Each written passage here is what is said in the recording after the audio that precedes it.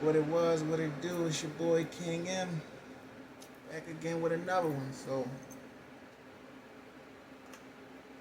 um,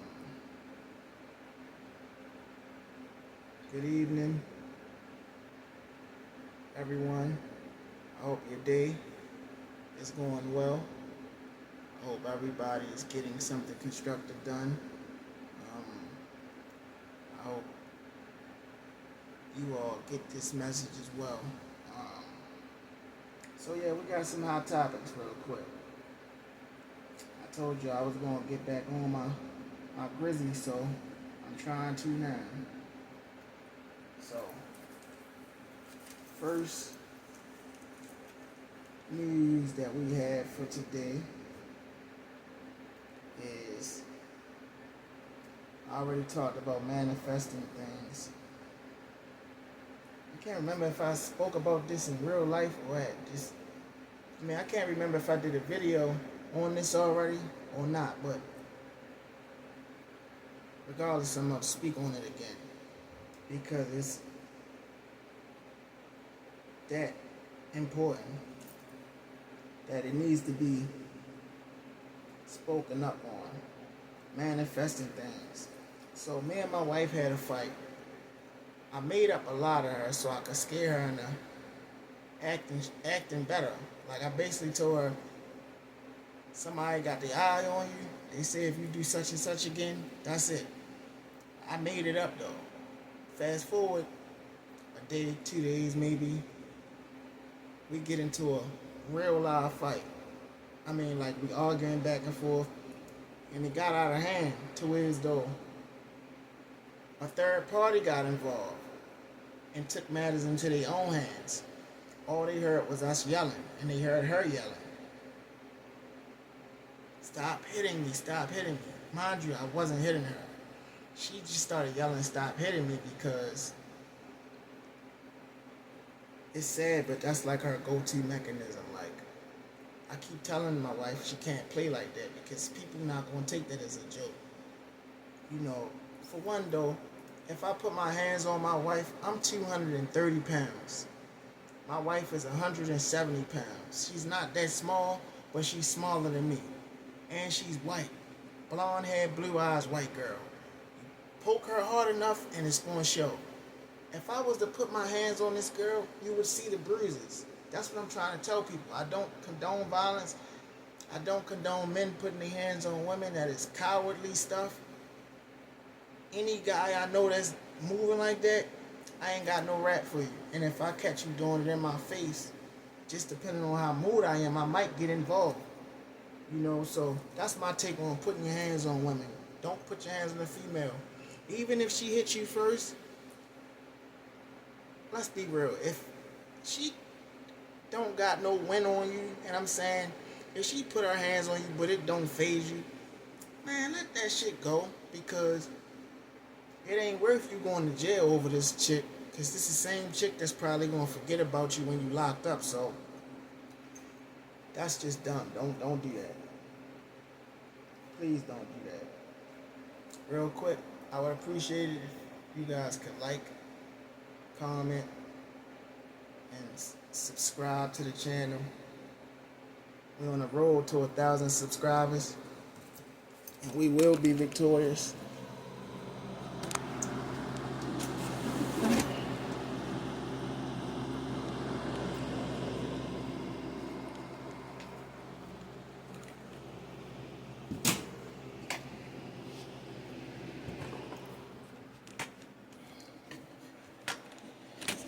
My bad, y'all. I had to do something.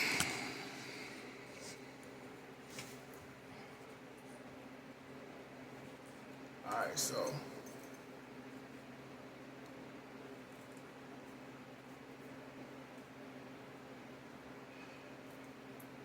yeah, that's not where it's at.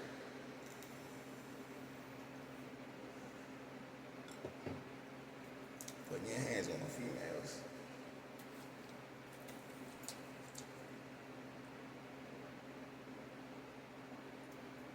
Next hot topic is Steve Harvey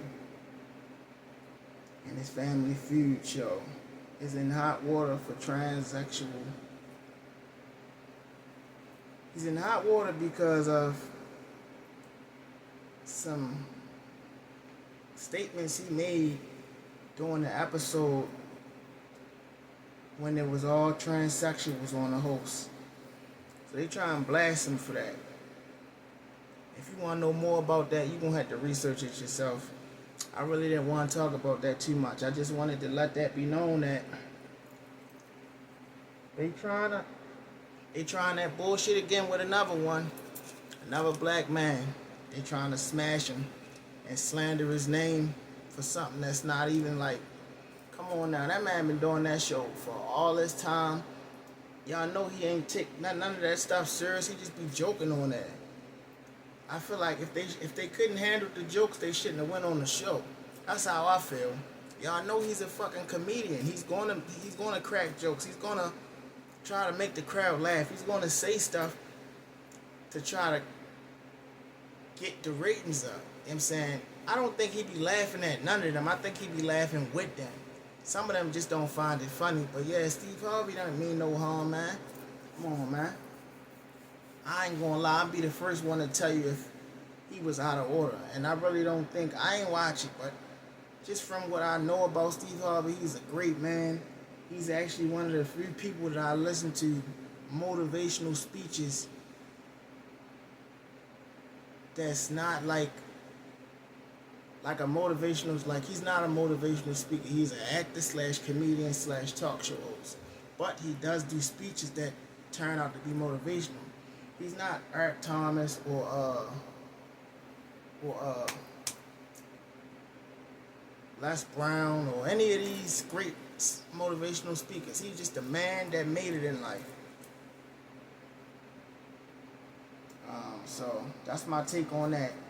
Next hot topic. 18-year-old is dead after being gunned down late Tuesday afternoon. 3 people killed this week. Him, a 28-year-old, and a 25-year-old. Now, my thing on that is, I feel like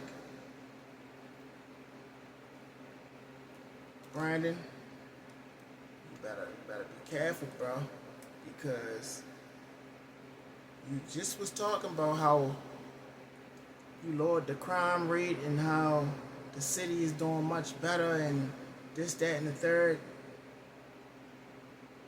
Whatever you was doing, keep doing that. Don't let up on that gas. You feel me? Like, I don't know what happened this week for that to have occurred like that, but I don't know. I just feel like, this Baltimore, like, I feel like him and his plan for the city is good and all that, but you cannot sleep on Baltimore. 1 minute we going good, the next minute we fucking up again. Excuse my language, but yeah.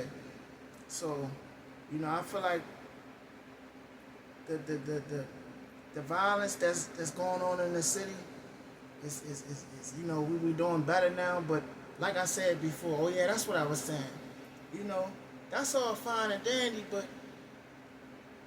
I feel like on the flip side of that, you have substance abuse and mental health issues. You know what I'm saying? The crime rate might be down, but how many junkies we got out here that's strung out? How many crazy people we got walking downtown? Like in the past week, I've seen, it sounds so crazy me trying to say this. I seen numerous people outside looking crazy. I'm talking about, I seen this one dude, he must have been high or something. I'm riding past the strip. It's an open air drug market. I don't really gotta say, we already know. I'm talking about Penn North. Riding past there, I look over, see this guy, he all busted. Before I can even get my eyes off of him, his pants dropped. They dropped to his knees. He ain't got no underwears on, no nothing. I couldn't unsee that. Now I'm looking at all package like, what the fuck, man? I ain't gonna lie.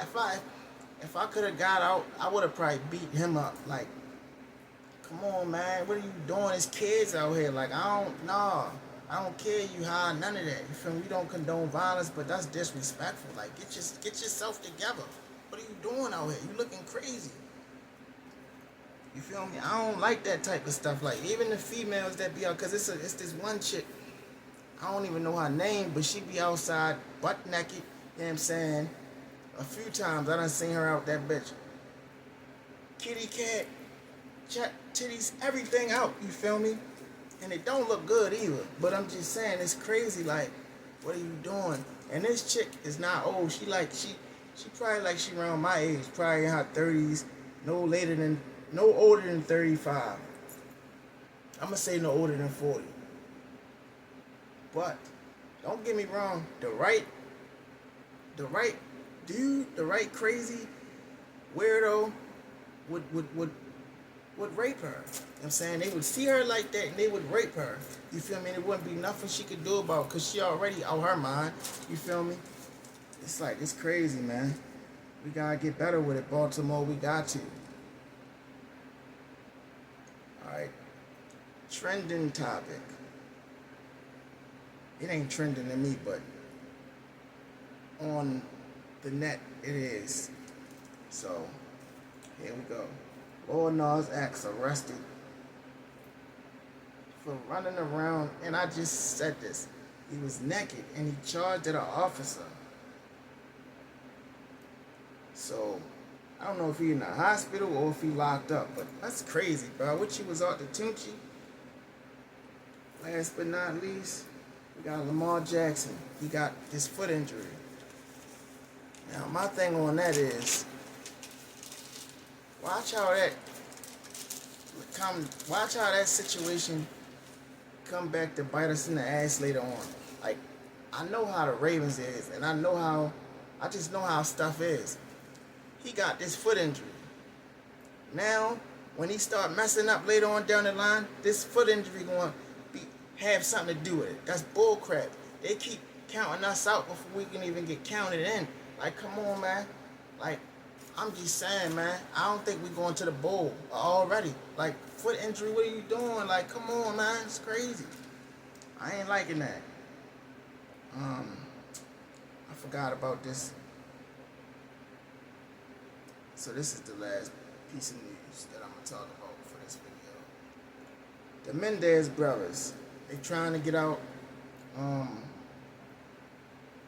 think it's Eric, I'm not sure, can't remember, but one of the brothers, basically, is, he got denied again because they trying to say that they don't think he rehabilitated or something like that.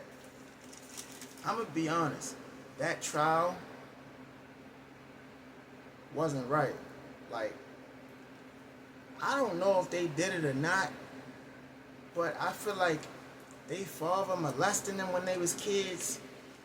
That should have held some weight right there. Like, come on, man, them boys wasn't right in the head, man. They father sexually harassed them and sexually assaulted them for years.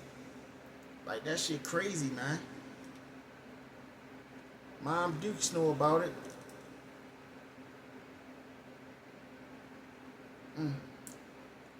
I'm a victim of sexual assault myself, so, you know, I take that very personally. I think they deserve another shot. I'm gonna be honest. I really do believe they changed. Even though I don't think they was guilty in the first place, but I'm just saying, I think that they are better now than they was before. I mean, for one, they've been locked up for over 20 years. Find out.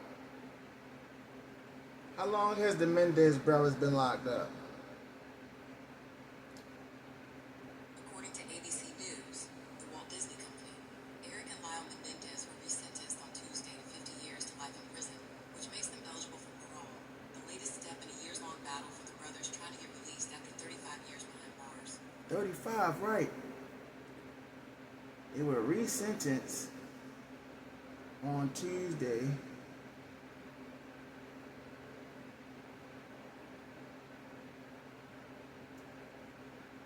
Okay, let's see what's up. After 35 years behind bars, We are so excited. Lyle and Eric's cousin, Anna Maria, took to Instagram. Her family members and lawyer Mark Garagos celebrated outside the courthouse. I'm hopeful and glad that we're one huge step closer to bringing the boys home. And today, my one-on-one with Los Angeles County District Attorney Nathan Hochman is already getting reaction from the brothers from behind bars. Is this disappointing? Is it shocking? Did you expect it? Well, you know what? Our job was to get all the facts in front of the judge. We did that. The DA had been pushing hard to I didn't even know this. Let me play keep it. them locked up. I spoke with him shortly after an LA judge reduced the Menendez brothers' sentence to 50 years to life, making them eligible for parole now. How did he get there? Why did he get there? Put yourself in his shoes. I think he decided to resentence probably a long time ago. And the reason I say that is he managed to hear an entire day's worth of testimony, and rather than stew on it, think about it, asked to see the transcript to make sure his notes were correct. He ruled from the bench, and after an entire day's worth of testimony, after hundreds of pages of briefing, he ruled in 4 minutes. So again, I think the judge was going to resentence them either way. Supporters and family had taken their demands for justice right to the DA's office and testified on behalf of the brothers before the judge yesterday. You have brought hope to this family that we didn't see. What about all the family members that were in court? A lot of emotion there. Do you think that was helpful in moving the judge? I think any time that you're confronted by 20 different family members that are willing to effectively forgive the murderers of their brother, their Allegedly. sister, or their cousins, or their aunts. I don't think they did it. I mean, that will have an impact with the judge. After we posted my interview online, the Menendez brothers' official Facebook page reposted our story. Lyle's comment, no mention of an appeal. Lyle, Eric, and their family members insisted they were the victims of years of sexual and emotional abuse and have been rehabilitated. Hope for the future is really kind of a new thing for The brothers spoke out recently from behind bars to Harvey Levin in this TMZ Investigate special. I'm striving to be a good person. I'm striving to be a better person every day. Well, I guess it's a success for the Menendez brothers and Mark Garagos, and would you call it a loss for Nathan Hochman? Because they didn't get everything they want. I think it is a definite loss for Nathan Hawk. The case is already at the parole board. Governor Newsom sent it to the parole board several months ago. So what Mark Garagos really wanted was to get the conviction changed to manslaughter, which would have meant they'd be freed instantly. That didn't happen. Ultimately, this is going to go to Governor Newsom. I hope he does the hard work that we did in the DA's office to really familiarize ourselves with all the facts of the law. The California Parole Board will now hold hearings beginning next month. The bottom line is Lyle and Eric are not going to die in prison. They are going to get out. They are going to rejoin our family. That's what's up. And with that, I think we can close out. So, like I always say, tell a friend and tell that friend to tell a friend. Till the next time, we out.